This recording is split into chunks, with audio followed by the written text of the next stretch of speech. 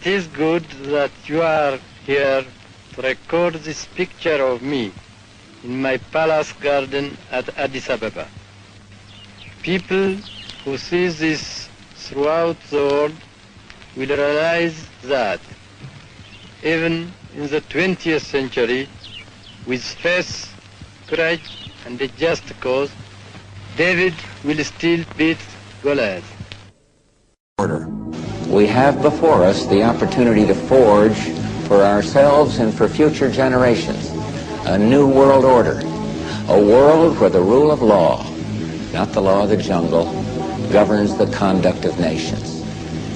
When we are successful, and we will be, we have a real chance at this new world order, an order in which a credible United Nations can use its peacekeeping role to fulfill the promise and vision of the UN's founders. What is at stake is more than one small country. It is a big idea, a new world order, where diverse nations are drawn together in common cause to achieve the universal aspirations of mankind: peace and security, freedom, and the rule of law. Out of these troubled times, our fifth objective, a new world order, can emerge. Now we can see a new world coming into view. A world in which there is a very real prospect of a new world order.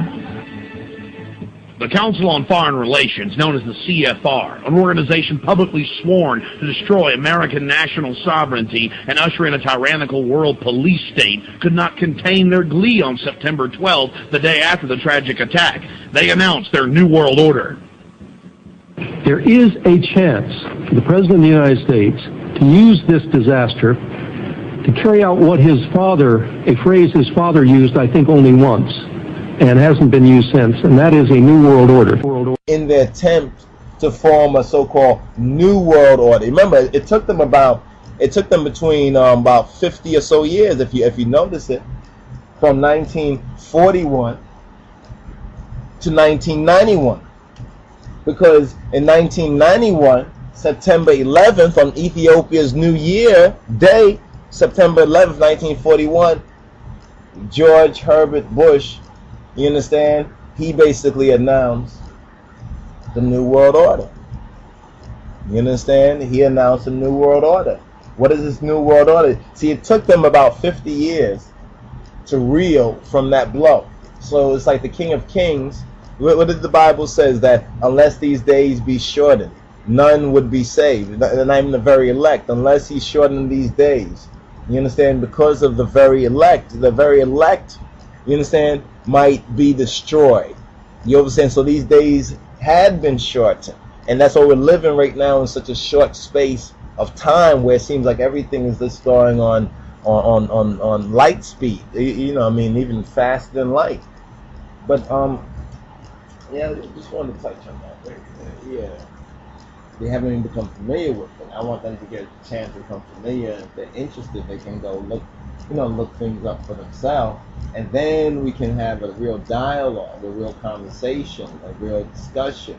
People can bring in evidence and facts that they know. We can bring evidence and facts to the table, and it can really grow, instead of everyone more or less just dependent on, like, okay, well, this is my take on it. You know, I have my own take on it, but this is the evidence. His Imperial Majesty identified, you understand, the New World Order.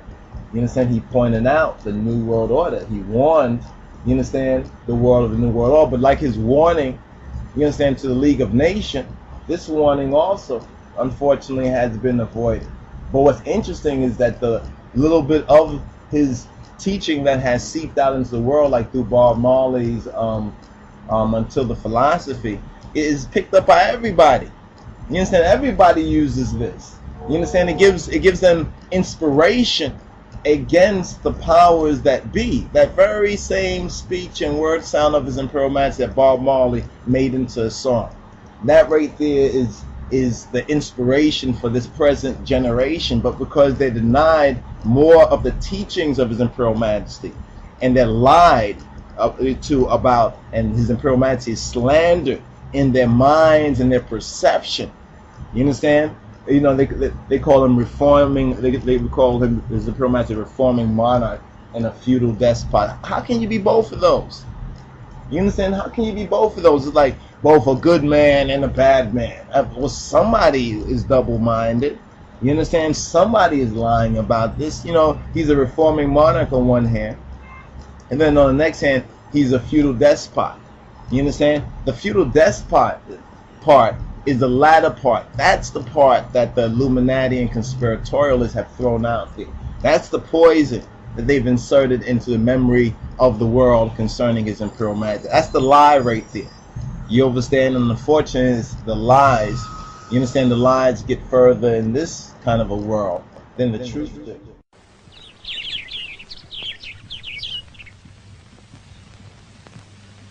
It is good that you are here to record this picture of me in my palace garden at Addis Ababa. People who see this throughout the world will realize that even in the 20th century, with faith, courage, and a just cause, David will still beat Goliath. In which a credible... What is at stake is more than one small country.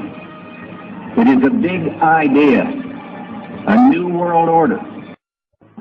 What is at stake is more than one small country. What is at stake is more than one small country. It is a big idea, a new world order, where diverse nations are drawn together in common cause to achieve the universal aspirations of mankind: peace and security, freedom, and the rule of law. Out of these troubled times, our fifth objective, a new world order, can emerge. Now we can see a new world coming into view. A world in which there is a very real prospect of a new world order. What is at stake is more than one small country. Can use its peacekeeping role to fulfill the promise and vision of the UN's founders. What is at stake is more than one small country. It is a big idea, a new world order.